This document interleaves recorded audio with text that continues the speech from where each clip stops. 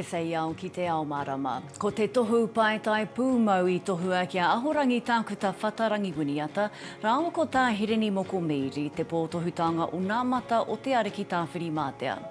Ka tū a TJ Perenara te ōpango I whakarerea ki te kapa Ōpango Māori mo te whakataetae kia Airani. Kai hea te paetawhiti mo Te Ao Māori I roto I ngā rāngai kāwanatanga.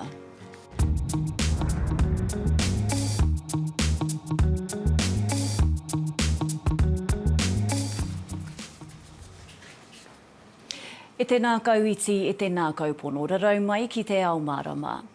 Ko nā tohu o Matariki, he pō e kore e warewaretia e Rob Ruha. Mōna I toa I te wāhanga tipuārangi, me te tohu ike o te pō o ngā mata o te ariki tāwhiri mātea mō ana mahi reo Māori I te awaiata, me te mahitahi ki ngā rangatahi. Kia huri tātou ki aia I nāia nei. Kia ora Rob, piki mihi ki a koe e hoa? Kia ora tutu ene, nā mihi kia koe tō anō hoki. Nā, I tohua ko koe te iho pūmanawa o ngā toa. Kai te pēhea? Kai te ōrere tonu. Kare mō o hea te take ho mai kia o hoeno honore nui I katoa ngā kau I te aroha nui, e whakakitea mai ra e koutou o whakata Māori ki aua me ngā mahi wakuake mahi me te mahi o taku whānau e roto I ngā mahi pū. E mihi ana.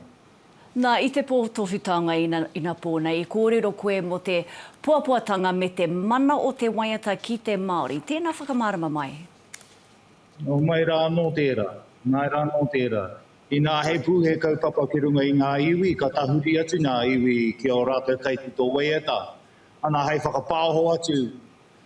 I tērā o ngā kaupapa, hei hiki rānei a rātou, ana kia tiki nātu ko tuini ngā wai te wā o te takanga, ka tahuri atu a pirana kie. Hei tito I wetai waiata, hei hiki I te ngā kau pauri a ngā iwi. Tai mai ki tēnei wā, ki ngā take tōranga pū, ka tahuri atu ngā iwi anō hoki ki a rātou kaitito kapahaka. Hei reira, karawhiu atu ei. I ngā kōrero nunui, ngā kōrero hōhongu tapu anō hoki, hei whakaputa I te kōrero tūturu pono a ngā iwi. Kia kōrero tāua mō te awaiata, hea hana āhuatanga ka whakahuhia e koe I te awaiata, hei whakaawe awe I ngā rangatahi Māori ki te whai I tauara haere?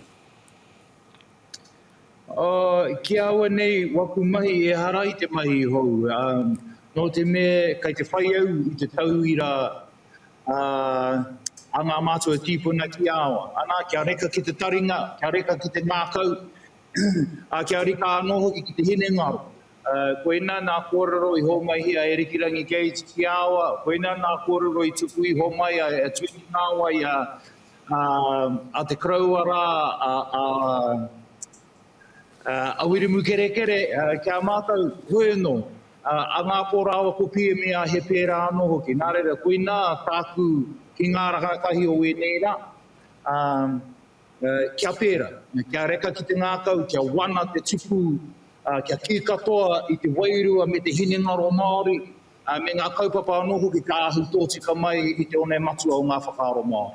Ka rongo ngā taringa arearea nā kaitōranga pū ina pōra? Ki te kore, kararu rātau a te tau e tū mai nei. Tāpiri atu ki tērā, Rob, he kaupapa tāu e mahitahi ki te pēne Philharmonic, ne?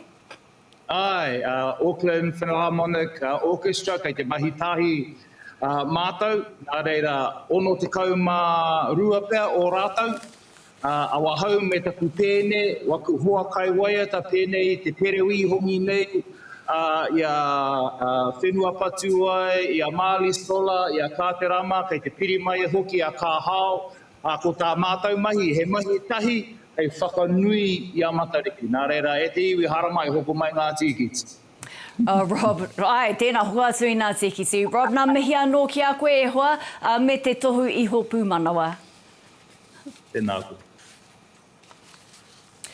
Nā kōna i horai Māori, korokoro tūwi, kai whakangahau, kai mātauranga, rātau kōna rakahinonga i whakanuia mō ngā rātau paetae i te pō tohu taonga o ngā mata o te Ariki tāwhiri mātea i tēnei tau.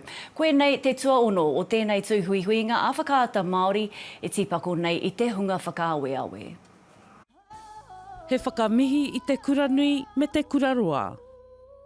Ka nui te honore o tuku i tēnei taonga whakahirihira. Please welcome to the stage Emeritus Professor Dr. Whatarangi Winiata. He waiwai kai pakiaka a Ahorangi Winiata, nāna te kaupapa a whakarauora i te reo Māori, i te huataki ki roto o Ngāti Raukawa, pērā i te wānanga o Raukawa, nōna te korowai atawha i ngā mōtika tiriti, nāna hoki te pāti Māori i whakataki. I koa ia, i runga tonu i te mōhio, ko whakaingoa te era atu o te hunga i kaha āwhina, i aia, kia kaua era moe moe a, e noho ki te pai o moe moe a, engari kua whai tinana. I tino pō he ia, ka rua, ka toru pēr ngā tupuranga, ka hoki mai te reo, ka tino miharo ia, te ki te kotahi noi ho te tupuranga, ko hoki mai te reo. Ko reira koena te āhuatanga, i tino miharo kia pāpa, te tere o te reo, i tata mate, engari katai, ka tino kaha hoki o ramai. Kei te tā, kei te tākuta, kei te ahorangi, kei te horei o Te Ao Māori, kei taku rangatira, Hirini Moko Mead, tēnā koe haramaira. Tētāia te whakarapopoto te nui o ngā mahi o Tā Hirini Moko Mead, tētahi atu o ngā kaiwhiwhi i te taonga, te huihuinga o Matariki. Heoi i roto i a Ngātiawa, nāna te kākano o te mātauranga i rui, nāna ngā take kreme i hautu, nāna hoki te ringa tohu tohu i te iwi. I nā te Māori, nā te kitenga i te ao whānui, ka ohorere. Ka ohorere te ao, ka ohorere te Māori, ka ohorere te Pākehā. Hei tāna he ao taurikura kai mua i te aroaro. Kai te kite ake au, kai te haere whakamua, kai te makere mai o tātou tuarā, ngā whakaaro kino, ngā mahi kino, o mua. Kai te makere mai. Ko wātea tātou te iwi Māori, i te noho Māori mai. Heoi ko te mihi ki a rāua, kai te marae nui ātea, te whānui. Aroha mane, Te Ao Mārama. I tukuna te tohu tākaro ururangi kia kahurangi Lisa Carrington o te aitanga mahaki me Ngāti Porou, mo tana e kena heitoa orimpia angitu rawa o Aotearoa. Ka rea Lisa i taia tinana atu ki te huihuinga i tētahi wānanga whakangungu ke ia mō nā whakataetae o te ao. I tūke ko Christian Penny, kai iarahi o te kaupapa pate te kaiako mo kaipara ike Aotearoa ki te waha i ana mihi. Kei te mihi mō tēnei a wahine tō o tātou, tētai tino whetū o te hākina kina, ko Lisa. Aha ko he wahine tō, ai, tika tēnā, me kite atu koe ki ona ua. Tu atuatahi ki te au ki a ena, mi hararawa atu. Engari, ki a ia he wahine tino tau, he wahine humārie, ko tāna tōna aroha mo ona hoa.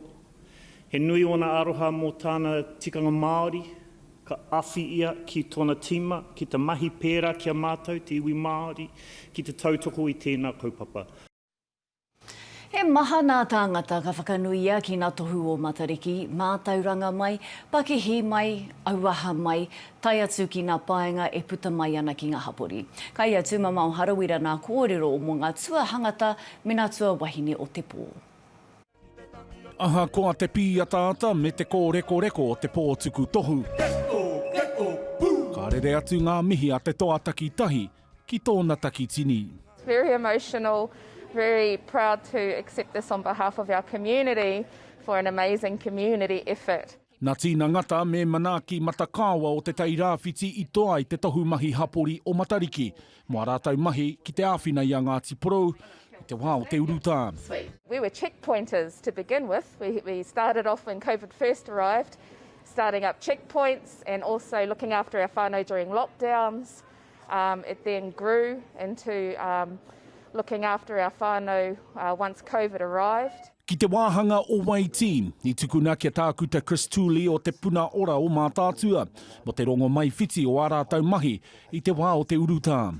Who would have thought in Mātātua rohe that we were able to redefine all the infection control policies and all the cold chain policies that allowed all the testing and swabbing to go mobile.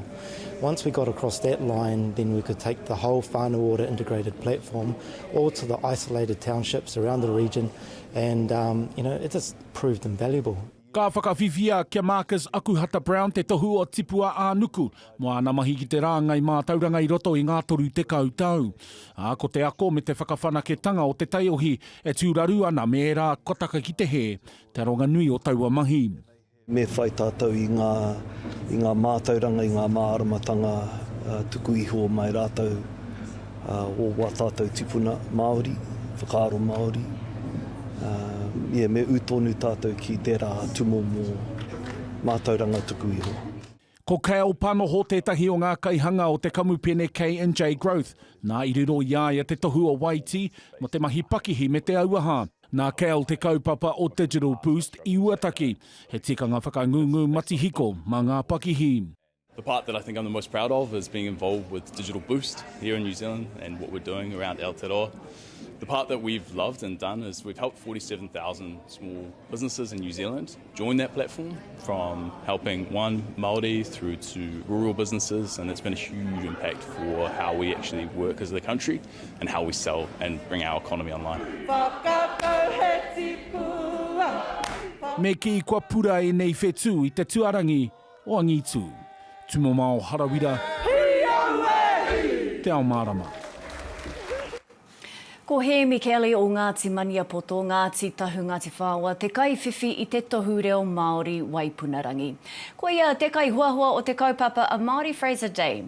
Kua whioriki nā pai pāpori ana whakapauna kaha ki te whakaako I te reo Māori, me te mātai anō I nā tairoa kupe kua roa e aukati ana I te hunga a ko reo. He honore nui tēnei, engari ka utaina tēnei honore nui ki runga I te hunga nā rātau I para te huarahi, mō mātou, mō tātou, tō tātou whakatupuranga, kia māmai te wāhi kia mātou. Nō reira, kia utaina tēnei honore ki runga I te rā hunga o tira, ki runga I te hunga nā rātau, hau I whāngai ki te reo. Nō reanga maha ngā kaiwhiwhi taonga o Matariki, pēnei I te tokorua kōhine nei o te YouTube. Rāko Atarita Milne, rāua ko te hākura Ihi Maira Meli. Rāua tahi, I whakawhiwhia ki te tohu hiwa I te rangi, te tohu mana rangatahi angitu. Kāre konei noho mo te tahi taonga, kei konei kē ki te whakamana wai a Matariki. Koenei tō tātou. Ko tēnei te take I Haramaima, whakamana wai a Matariki. Ai.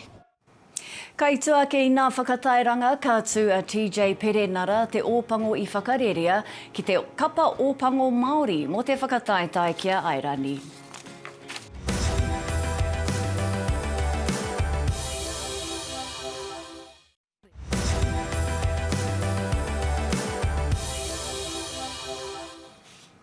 Hoki mai anō.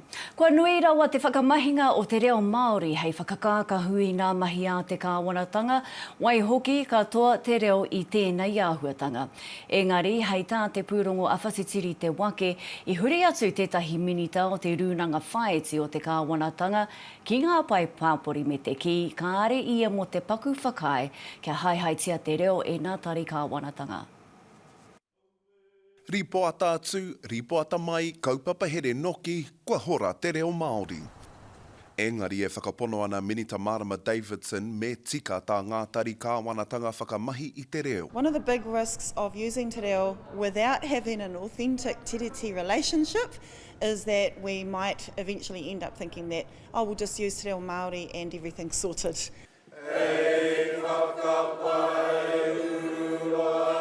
Ko puake te take o te he o te whakamahi i te reo Māori i tētahi īmera i tukuna e ngā āpiha o te papaata whai. Hei tā te īmera i āki te tari o te minita kiritapu Alan kia mutu te whakamahi i te reo i roto i ngā pārongo me te aha pena he kupu Pākehā ka tāia whakamahia. Engari he pai noiho te kia ora te ngā mihi hoki. Tēnā koe te mema mō tēnei pātai, he pātai pai tērā. I tere whakahoki atu te minita me te whakatau e hara nāna aua kōrero, engari i āki ia kaore ia mo te āhei kia whakakore taketia te reo e ngātari kāwanatanga ahakoa ko wai. When our people feel that te reo Māori is being used in a way that is token, for example, if we are using policies, if we are using te reo Māori to name things without understanding the full responsibility of what that ingoa, what that reo Māori actually requires. Kaore te minita kiritapu Alan me te papaata whai te wātea ki te kōrero a kāmera i te rānei, engari i tuku karere mai te papaata whai me te ki, kaore taua īmera i te whakamārama tika i ngā tohu a te minita me te aha ko tā rātau e ūtonu ana ki te tiriti o Waitangi. Te Aorere Kura is a beautiful name. I tāko hātu te ingoa o te Aorere Kura ki te rautaki a te kāwanatanga e whakamutu ai ngā tūkinotanga a whānau. Hei tā te minita Marama Davidson ka noho mai ko te tiriti o Waitangi te tāhuhu mo te rautaki. Te Aorere Kura, both the name and the strategy itself, is accountable, and that our people need to keep governments, successive governments, accountable to achieving that vision. It's very tiriti centred. It makes it very clear that Crown needs to take accountability for the harm it has caused through its systems. He huarahi ka whāia e whakamana i te reo, engari e whakaae ana te minita, ka ruturutu pea te haere. Kia ora tātou. Whatitiri te wake, Te Ao Mārama. Ka tū a TJ Perenara te ōpango I whakarerea ki te kapa Ōpango Māori mo te whakataetae rua ki emu ki Airani. Ko Perenara tētahi o te tokotoru tautōhito mena I ka tauhau te kaumātahi ki te kapa. Ko Tyrell Lomax tētahi o ngā ōpango o mua ko hoki anō ki te nononoke. Ki te taho ana Hawaii ka whiro ko Marcel Renata me Reed Prinsep. Ka mutu ko Jermaine Ashby, ko Tyron Thompson, ko Caleb Delaney, ko te kamaka Howden rātou, ko Cameron Suafua, ka kōkuhu pea ki ngā pou mua. Ki ngā pou muri, ka mauia TJ Perenara I te poraka Māori mo te wā tuatahi rawa. Ko ia, rāo ko Brad Weber ngā pautoko o te kapa, ko Josh Ioane tērā ka maupea I te poraka topatahi te korenga o Tere Black. Nā kōna I ka tauho o te kapo ko Ruben Love, Connor Garden Bishop, ko Josh Morby me nā tuakana Taina Sullivan, a Balin Rao ko Zan. Mai te mahuetanga o te toa Highlander o mua rā te kāpene Ōpango Māori ngā taua Ash Dixon ki hāpana tākoro wai, e ke miana a Clayton McMillan I tētahi kai urungi hou. Tērā te whakaaro ko te kāpene Hurricanes a TJ Perenara rāua tahi ko te kāpene takirua I te Kapa Chiefs a Brad Weber hei kōwhiringa pea mōna. Hei a koa nei whakaingoa te ae e kaya ko Ōpango e Clayton McMillan tana kai urungi.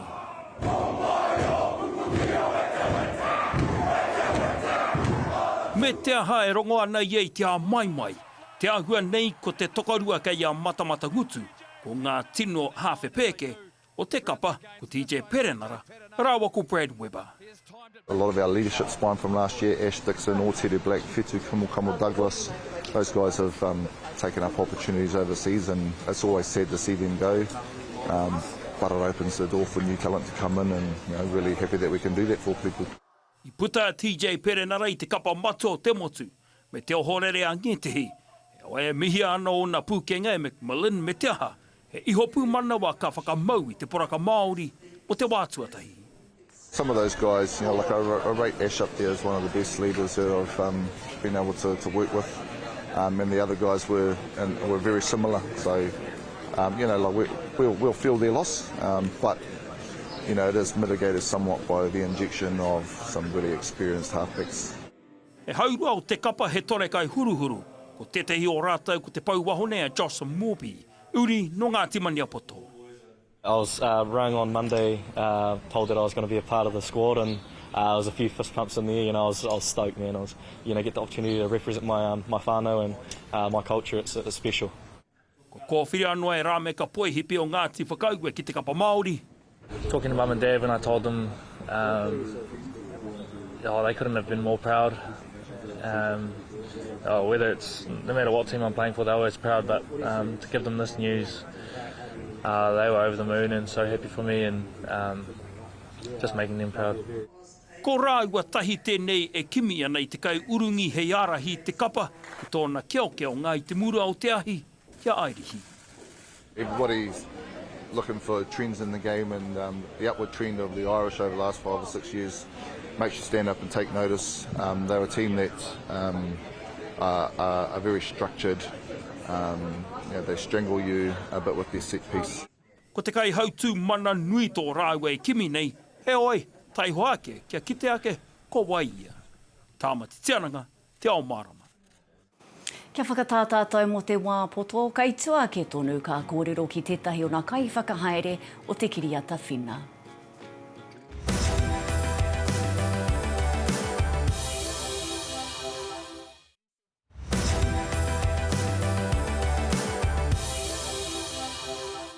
Nau mai anō.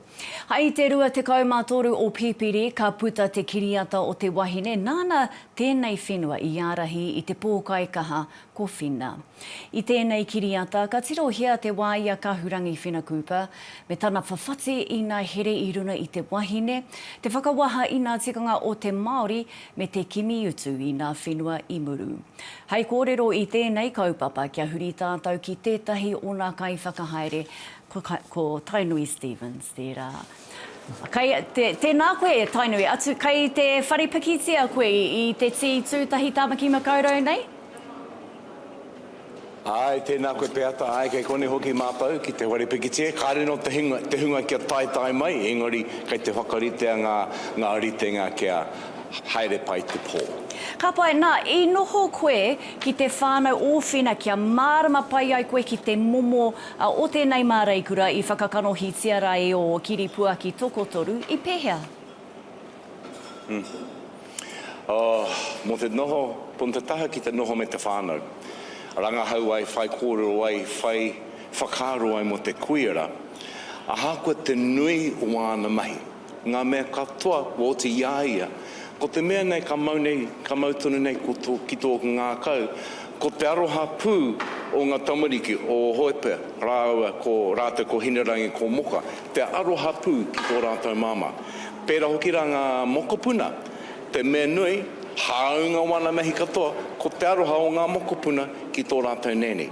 Nā reira, me nau ka titiro ki wā mātou I oti ai, ka rongo hoki au I tērā aroha mauroa o te kuia.